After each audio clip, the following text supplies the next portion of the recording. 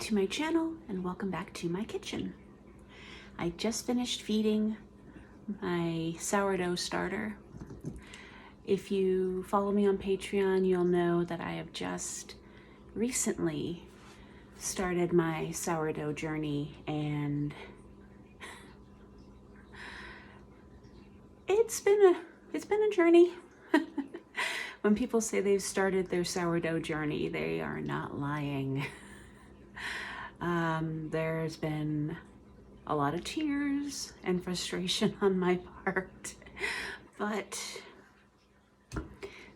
Sally and I have finally come to understand each other. And yes, her name is Sally Rise. I am so sorry for that. I promise not to do that again. If you don't make your own sourdough, I've noticed that a lot of people tend to name their starters.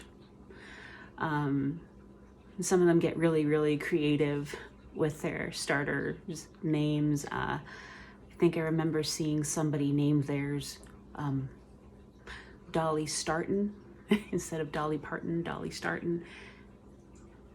It's cute. Anyway, this is Sally Rise.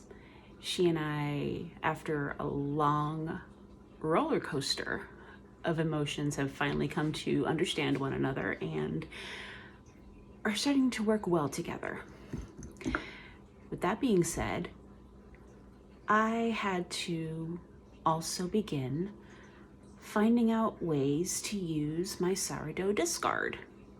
What is discard? For those of you who don't make sourdough, discard is a portion of the starter that you take out when you feed the starter, because as it eats up what you put into it after you feed it, it grows, it expands, and you have to take a little bit out in order to keep it from going completely berserk. So instead of throwing away the discard, you can actually use it in recipes, and it adds a little something extra to something that's otherwise tried and true.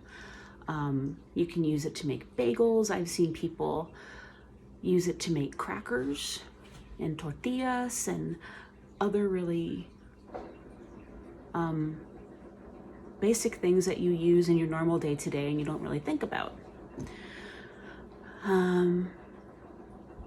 Naturally, as somebody who loves to bake, I wanted to see if there was another way for me to use my discard, and there is, which brings me to the topic of today's video. We are going to be making chocolate chip cookies made from sourdough discard. Now, I have tested this recipe out. It is just, the cookies that it produces are so soft, so chewy, so delicious. The only complaint that I have is that it is a small batch. If you're looking to get 24 or so cookies out of it, no. But yeah, it's a small batch, which means that they're gone very quickly. But hey, it's a good way to use up my discard so it doesn't pile up. So that's what we're going to be doing today, and yeah, let's get started, why don't we? I should say that once again, this recipe is not mine. It is coming to you from brokenovenbaking.com.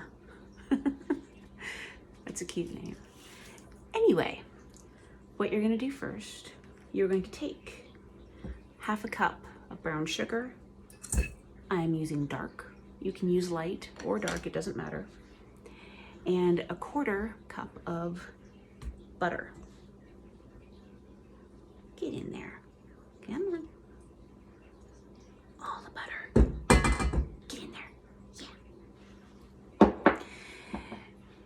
and you are going to cream it together with your stand mixer or your hand mixer until it's all mixed up. I'll be back when that's ready. Once it looks like this, you're going to add 1 egg yolk, not the whole egg, you're just going for the yolk. This yolk was problematic from the moment it came out of the shell. It just would not stay together, so there may be a little bit of egg white mixed in, but it shouldn't be a big problem. Shouldn't hurt the recipe. And then you're going to take a 1/4 cup of sourdough discard.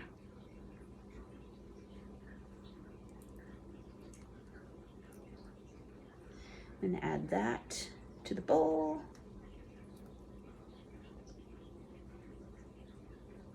Come on, get in there. All of you. All right. And then you're also gonna add, where are you? Yeah, that's the right one. 1½ teaspoons of vanilla extract.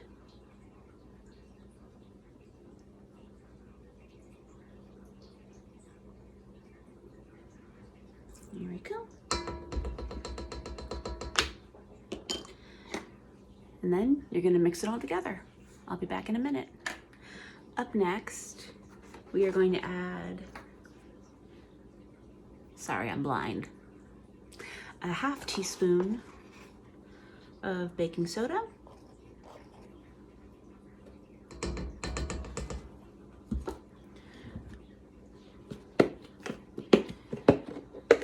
a scant 1/2 teaspoon of salt. So not a full 1/2 teaspoon, about like that. And then 3/4 of a cup of flour.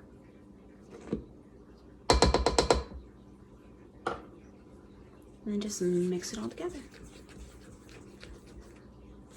This particular cookie dough is very soft because of the additional moisture provided by the starter.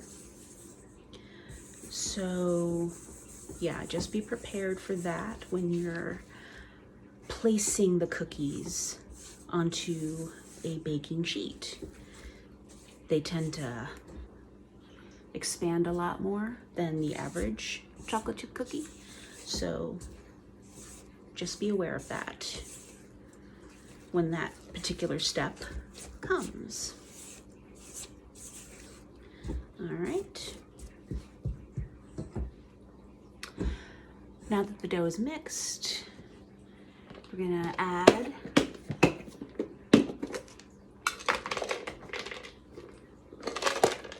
oh goody, it's the right one. 1/3 cup of chocolate chips. I'm using semi-sweet, but you can use milk chocolate, you can use dark chocolate, whatever your chocolate chip cookie loving heart prefers. I prefer the semi-sweet simply because I like the little just hint of bitterness. Although I will not say no to a milk chocolate chip cookie. They're really yummy.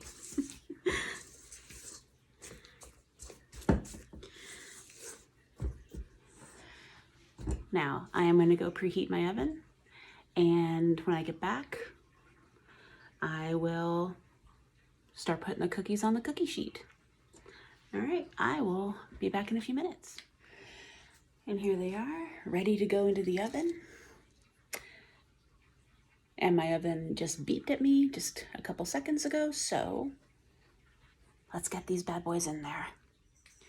Now, while the cookies are baking, I can't remember if I told you or not, but the oven needs to be set to 350. And I know I didn't mention this part, but you set them for anywhere between 10 to 11 minutes. I'm going to be daring today, and I'm going to set them for 12 minutes instead.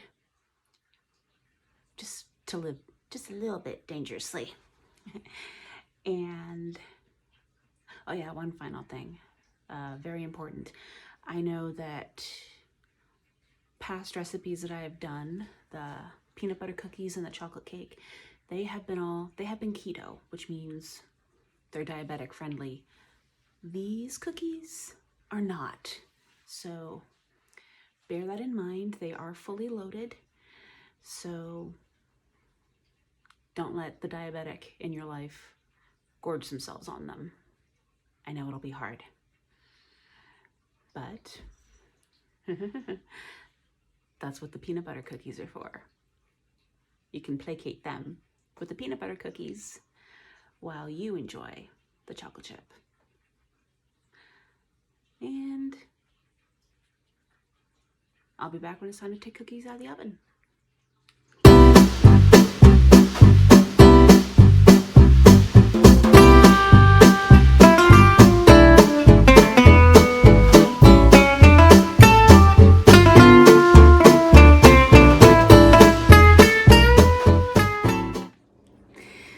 Once they are out of the oven and smelling absolutely divine, by the way, you're gonna let them sit for quite a few minutes. Like I said, this dough is very soft, so it's gonna take a little while for it to set once you take it out of the oven.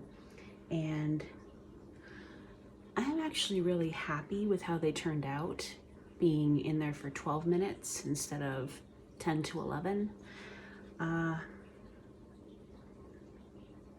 Yeah, I'm happy. So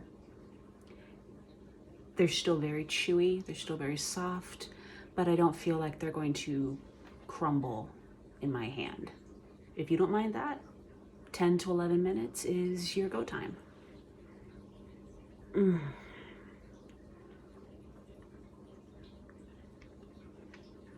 Oh, that's good.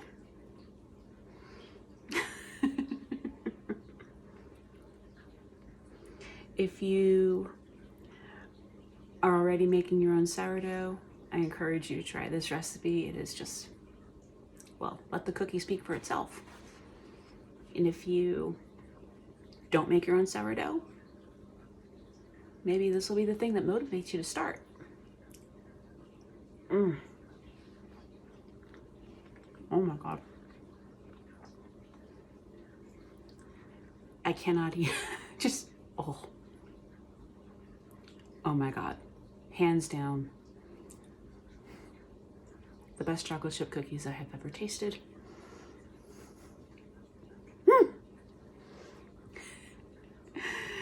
Thank you for joining me.